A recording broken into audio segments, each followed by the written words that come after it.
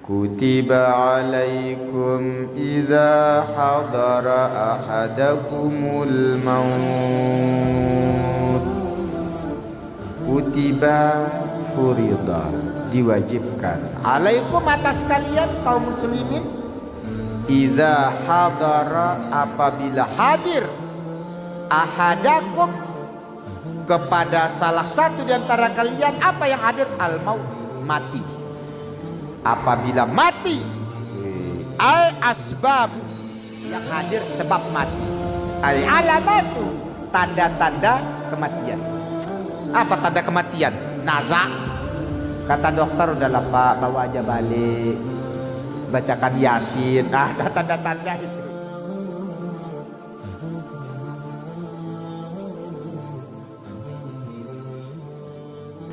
Bismillah walhamdulillah, assalatu wassalamu ala sayyidina rasulillah wa ala alihi wa sahbihi wa mawalah. La hawla wa la quwwata illa billah.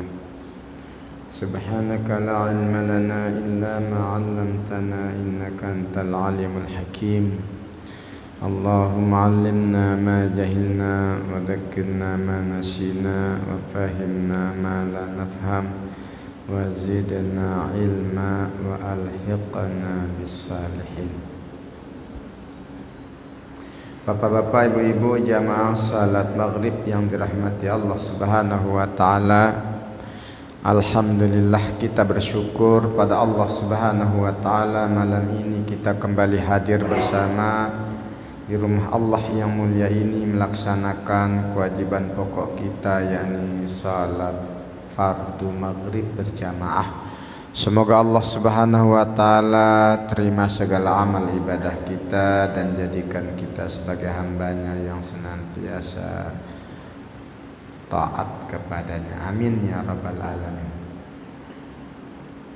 Salawat dan salam kita sampaikan pada Nabi besar Muhammad sallallahu alaihi wasallam. Allahumma shalli ala sayyidina Muhammad wa ala ali sayyidina Muhammad. Jemaah dirahmati Allah Subhanahu wa taala. Lalu kelanjutan ayat ini Allah sebutkan 3 kewajiban dari 3 ayat berikutnya. Allah Subhanahu wa taala berfirman, ya ayyuhalladzina amanu, hai orang-orang yang beriman, kutiba alaikumul qisas. Kutiba ay furida, telah diwajibkan, alaikum atas kalian, al qisas, yaitu qisas,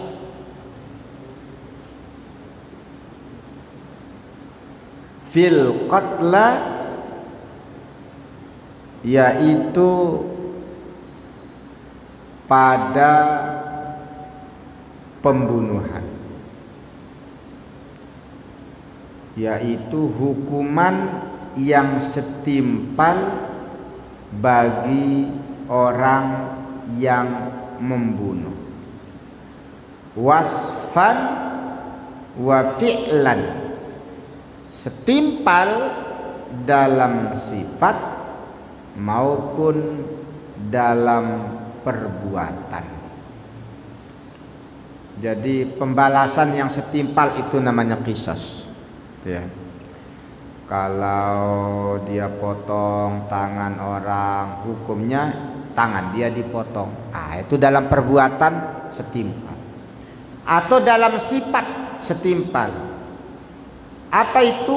Al-hurru bil hurri. Al-hurru yuqtalu bil hurri. Ya. Orang yang merdeka dibunuh oleh orang yang merdeka. Jadi ada orang merdeka, ya. Maka ketika dia dikasih dengan orang yang merdeka, sama-sama merdeka. Wala yuqtalu bil abdi, dan tak boleh dibunuh oleh hamba dalam kisahnya. Wal abdu bil abdi, ya hamba dengan hamba. Wal unsa bil unsa, perempuan dengan perempuan, laki dengan laki. Wa bayyanatis sunnatu anna dzakara yuqtalu biha, tetapi di sini disebutkan bahwa telah dijelaskan oleh sunnah Nabi sallallahu alaihi wasallam, anna dzakara yuqtalu biha, sesungguhnya laki-laki boleh dihukum qisas, dibunuh dengan perempuan, dianggap dalam sifat dah sepadan. Wa annahu tu'tabarul mumatsalah, dan dia ya yaitu laki-laki yang dibunuh dengan perempuan itu dianggap sudah sepadan fid din, di dalam agama. Yang penting sama-sama merdeka, sama-sama muslim. Tapi kalau muslim sama non muslim, fala yuqtalu muslimun, maka tidak boleh dibunuh dikisas orang muslim, ya walau abdan, walaupun orang muslim itu hamba, bikafirin, walau orang tak boleh, walaupun yang mengkisas nanti itu adalah orang kafir, karena tingkatan agama itu jauh, ya ada muslim, ada kafir. Jadi muslim sesama muslim, walaupun muslimnya hamba, yang kafirnya merdeka, tak boleh. Tapi di negara kita ini tak berlaku, ya, karena kita bukan negara Islam. Faman ufiya lahu, dan barang siapa yang diberikan kemaafan baginya, minal qatilin, daripada orang-orang yang telah membunuh. Dia sudah membunuh, tapi dia dimaafkan atas perbuatannya. Min dami akhihil maqtul, daripada menumpahkan darah saudaranya yang terbunuh.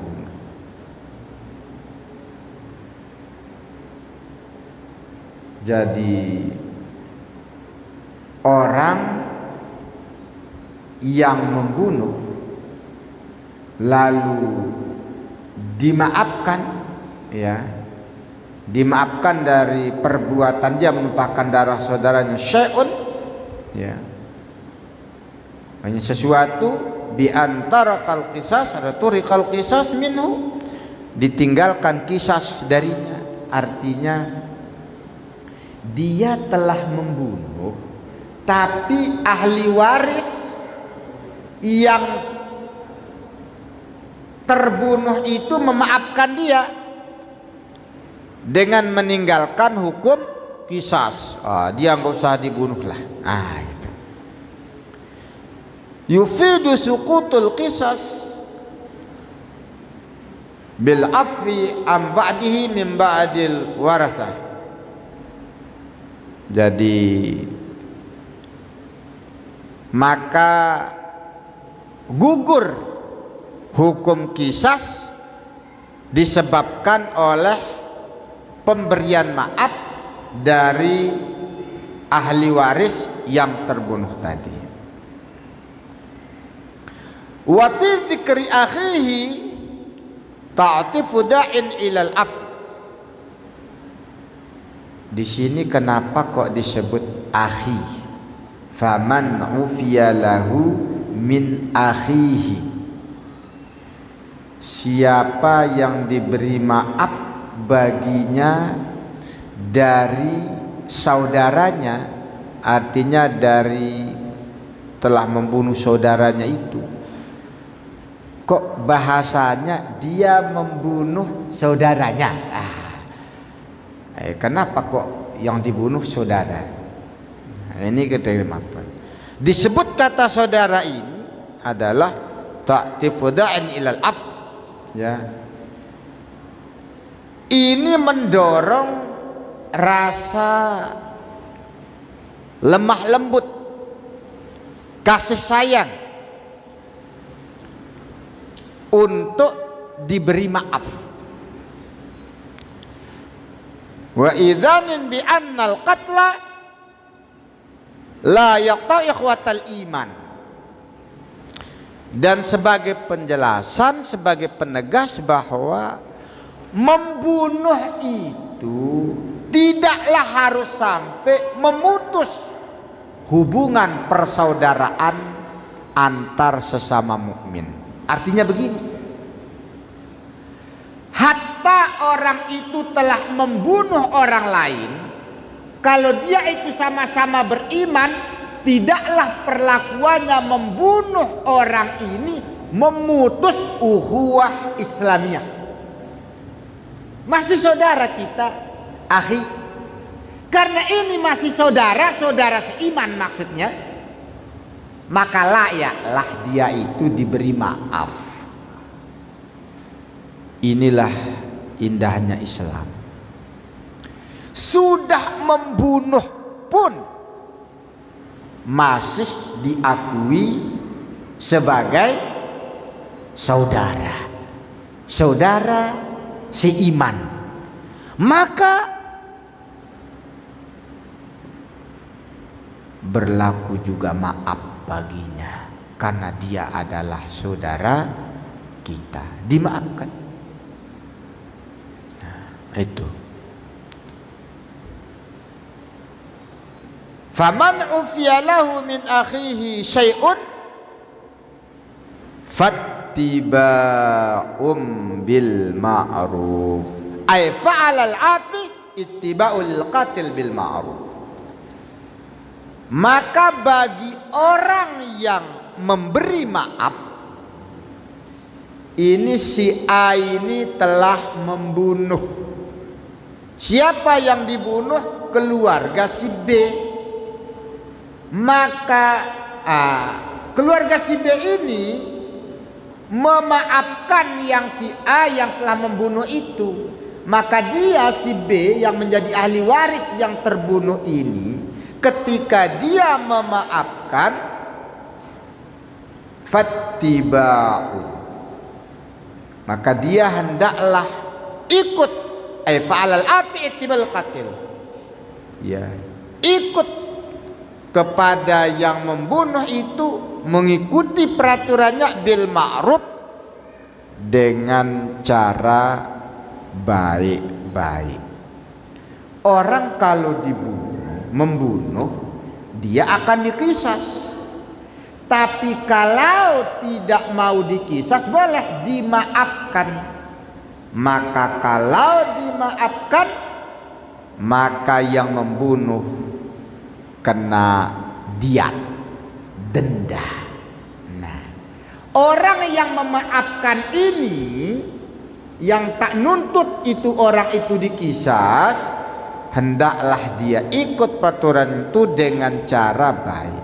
Caranya bagaimana? Ya, bi ayyu talibahu bidiyah bila anaf. Dia minta diat itu janganlah pakai kasar-kasar. Karena ketika kita memberi maaf itu kan mau baik kan. Tapi jangan dia itu juga pakai ngancam-ngancam segala, itu maksudnya. Jadi ada peraturan. Jadi kalau keluarga kita dibunuh, kita bisa untuk dikisas. Tapi kita boleh memaafkan dia sehingga enggak dikisas. Tapi diat, kena denda. Ya. Kena denda.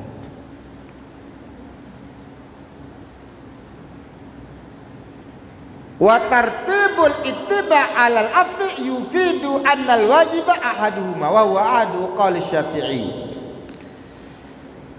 Adanya tertib dalam penerapan ittiba' atas maafan itu mengandung makna bahwa yang wajib itu adalah salah satunya.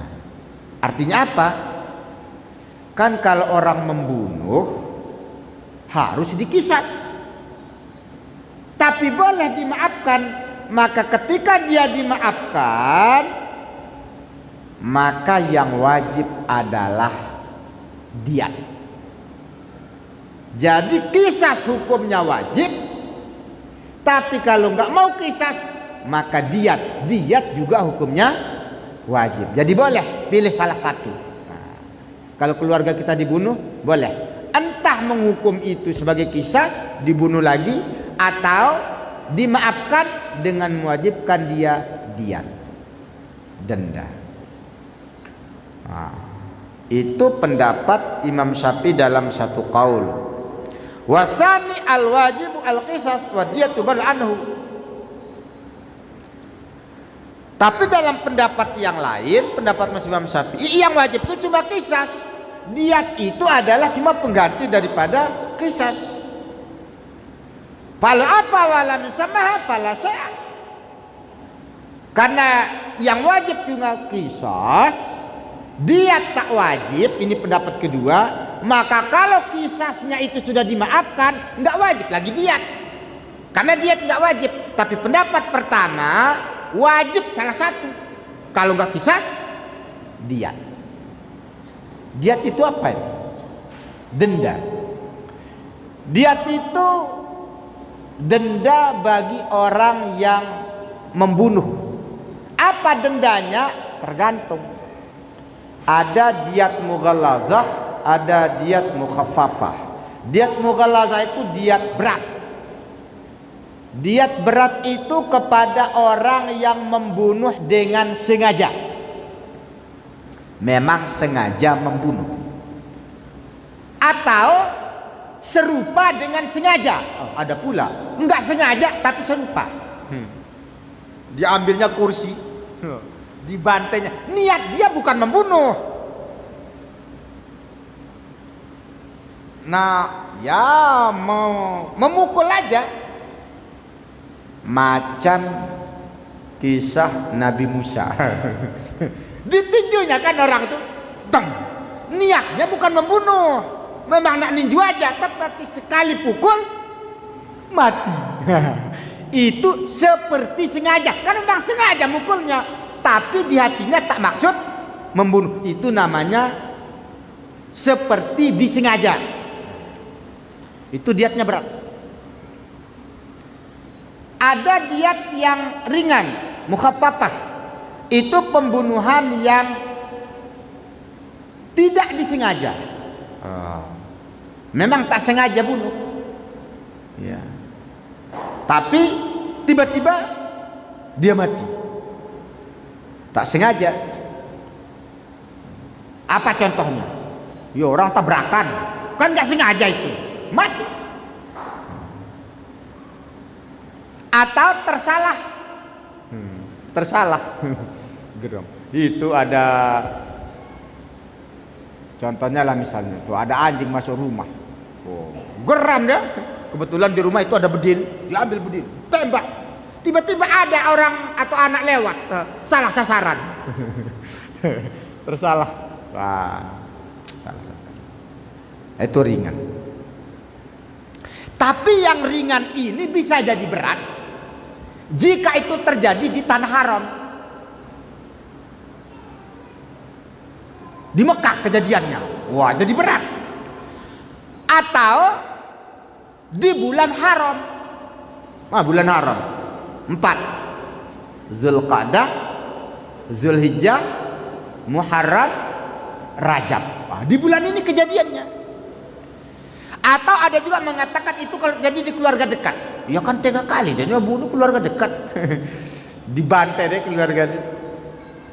Maka itu bisa menjadi diat mughallazah, berat. Apa itu diatnya? Yaitu dendanya adalah dengan menyerahkan 100 ekor unta.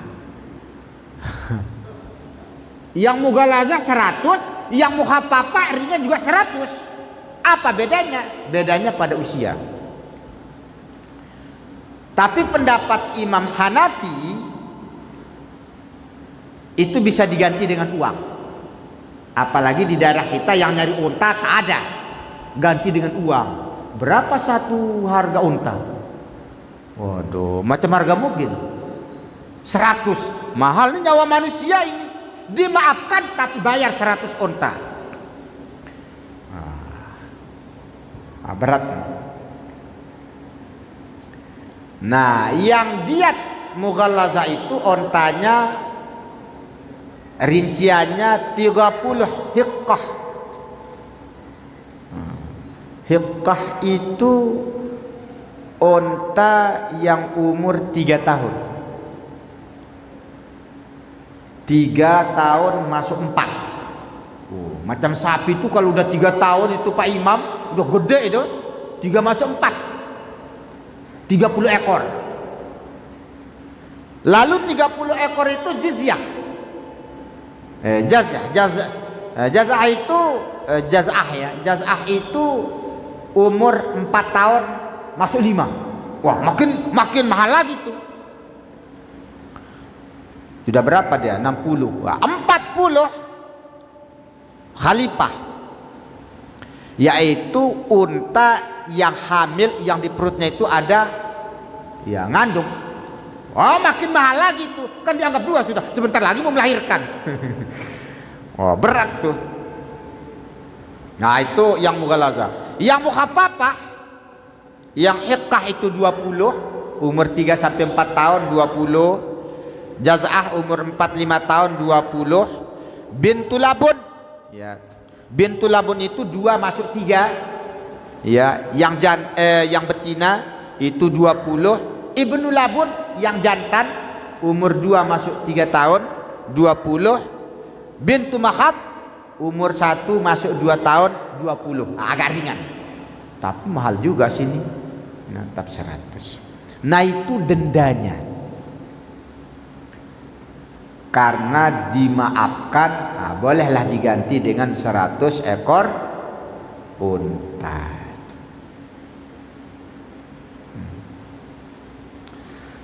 Wa adaun ilaihi bi ihsan ay wa alal qatil.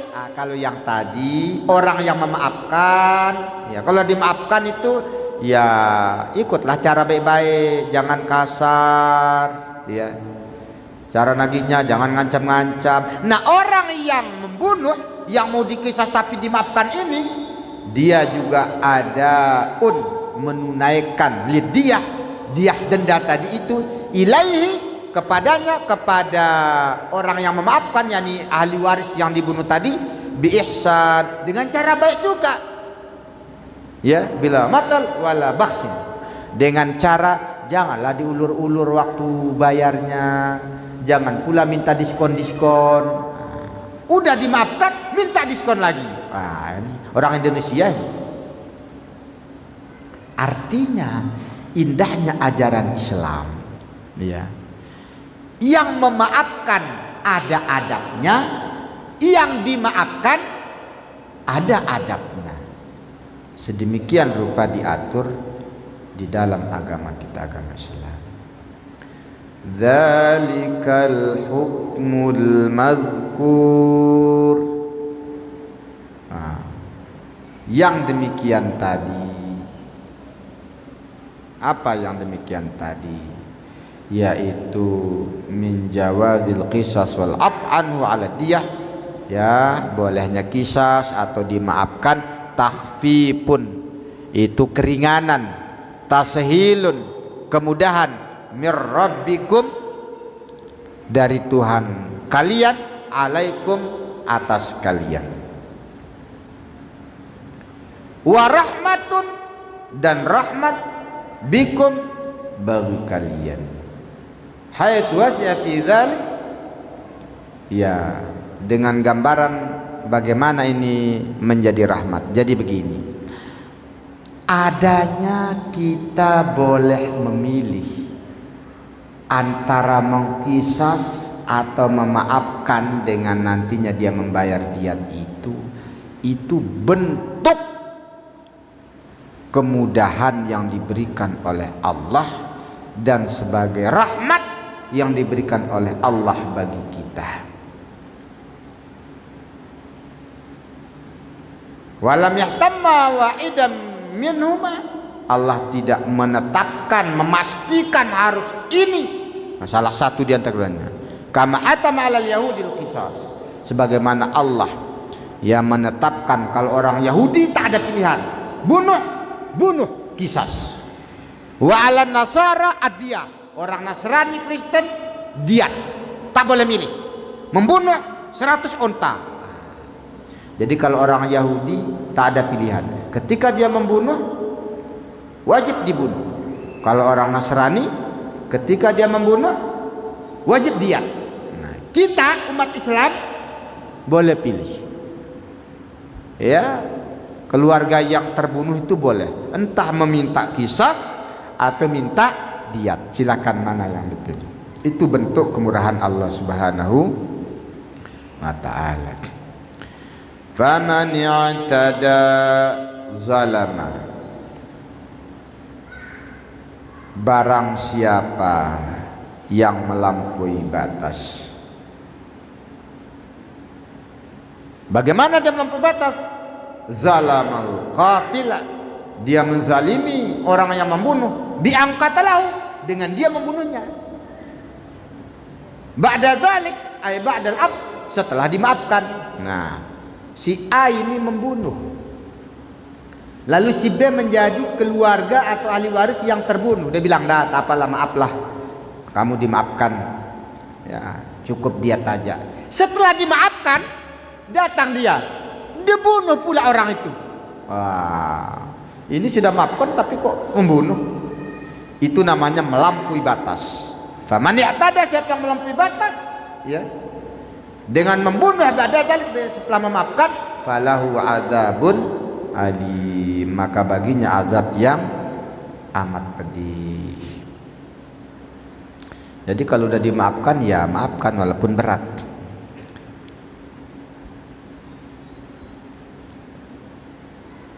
Walakum fil qisasi hayatun, walakum, dan bagi kalian, fil qisasi, dalam ketentuan hukum qisas, hayatun, adalah kehidupan. Nah, ini secara letterlek mungkin agak sulit dipahami. Adanya ditentukan hukum qisas itu mengandung makna kehidupan. Ay baqaun azim, menjaga kehidupan. Ya ulil albab, wahai orang yang punya akal, yang berakal. Aidzawil uqul, yang punya akal. Mengapa disebut ketentuan qisas malah memelihara kehidupan? Kan jelas-jelas itu membunuh, menghilangkan nyawa. Lalu dia diqisas, dibunuh juga. Tapi kata Allah, diadakannya ketentuan hukum qisas justru untuk memelihara kehidupan. Kenapa? Li'annal qatilan, karena sesungguhnya orang yang membunuh, idza alima, jika dia tahu, annahu yuqtalu, dia akan dibunuh. Nah, dengan adanya hukum qisas, maka orang yang mau membunuh itu dia akan tahu, kalau saya membunuh, saya nanti dibunuh. Irtadda, sehingga dia takut, ngurungkan niatnya membunuh. Kalau aku membunuh, aku nanti dibunuh, diqisas. Wah, tak maulah. Maka adanya ketentuan qisas justru menjaga kehidupan, sehingga orang tak sikit-sikit bunuh, sikit-sikit bunuh, karena dia takut juga akan dibunuh. Fa ahya nafsahu wa man arada qatalahu, maka dia menjaga nyawanya dan menjaga nyawa orang yang mau dibunuhnya. Gara-gara takut diqisas, dibunuh, tak jadi dia membunuh, berarti dia tak jadi diqisas memang. Karena apa? Dia tidak membunuh, berarti dia pelihara nyawanya, dia pelihara nyawa orang lain. Maka hukum kisas sebetulnya adalah cara Allah untuk menjaga kehidupan. Ini secara bahasa mungkin nggak masuk. Membunuh kok bisa menjaga kehidupan? Iya, karena dengan hukum ini orang takut membunuh. Itu coba kalau misalnya korupsi, nggak perlu terlalu banyak pasal-pasal. Ya, langsung ditembak mati. Berkurang tuh korupsi. Cuma banyak pasal seumur hidup. Mati jadi seumur hidup. Seumur hidup ada nanti dikurangi lagi. Itu yang akhirnya tak takut. Nah ini ya fasyuri'a, karena itulah hukum kisas itu disyariatkan oleh agama kita supaya orang tak terlalu cepat membunuh, supaya menjaga kehidupan. La'allakum tattaqun, agar kalian bertakwa. Takut al-qatla, membunuh. Kenapa dia takut? Karena takut akan dibunuh. Tidak berlaku hukum riba. Yang kuat memakan, membunuh yang lemah. Tapi kalau negara hukum, sekuat apapun dia, kalau membunuh kena kisas. Tak berani kalau gitu. Sehingga tak berani orang-orang yang merasa kuat itu untuk semena-mena untuk membunuh orang lain. Itu kewajiban yang pertama, pakai lafaz kutiba, bab kisas. Yang kedua, kutiba alaikum idza hadara ahadakumul maut. Kutiba, furida, diwajibkan. Alaikum, atas kalian kaum muslimin, idza hadara, apabila hadir, ahadakum, kepada salah satu di antara kalian. Apa yang hadir? Al-maut, mati. Apabila mati, ay asbabu, yang hadir sebab mati, ay alamatu, tanda-tanda kematian. Apa tanda kematian? Nazak. Kata dokter, udahlah Pak, bawa aja balik, bacakan Yasin. Ada tanda-tanda itu. Tanda-tanda nyerah. Walau alam, mungkin sudah ada tanda-tanda yang beliau rasakan. Orang tua kami kemarin itu, Ustadz Imran tuh, memaksa diri pulang kampung. Akhirnya harus ada yang nemani, ditemani istri beliau. Ya tak lama memang di kampung meninggal. Ya mungkin beliau merasakan tanda-tanda. Jadi apabila hadir atau muncul tanda-tanda dekatnya kematian, maka wajib atas kalian, intaraka khaira ay malan, jika meninggalkan kebaikan. Kebaikan di sini malan, jika meninggalkan harta, jika punya harta. Ya. Al wasiyatu, wajib kalian berwasiat. Wasiat, kumpulkan keluarga. Kepada siapa dia berwasiat? Nah, ini kalau bisa ayat ini kita pakailah. Kepada siapa berwasiat? Lil walidaini, kepada kedua orang tua. Karena orang tua lebih adil. Ada juga orang kepada kawan dekat, kepada teman dia. Ada juga orang berwasiatnya langsung, kalau karena sekarang negara hukum, langsung dia ke notaris. Biar tercatat langsung di notaris wasiatnya. Tapi di zaman Nabi nggak ada notaris-notaris. Yang ada ya ke orang tua, karena lebih amanah nanti menyampaikan wasiat itu. Wal aqrabin, dan keluarga dekat lah, keluarga dekat yang bil ma'ruf, dengan cara yang baik, berwasiat dengan baik. Bil adli, dengan adil. Bi alla yazida ala thulusin wala yaqulu ghani. Jangan dia tambah wasiat itu dari 1/3. boleh berwasiat tapi jangan lebih dari sepertiga. Berwasiat hartanya itu saya kasih harta saya setengah, nggak boleh. Nanti kalau saya mati ya kasih ya yang ini setengah, tak boleh. Tak boleh lebih dari sepertiga. Itu namanya bil ma'ruf, ay bil adli, dengan adil.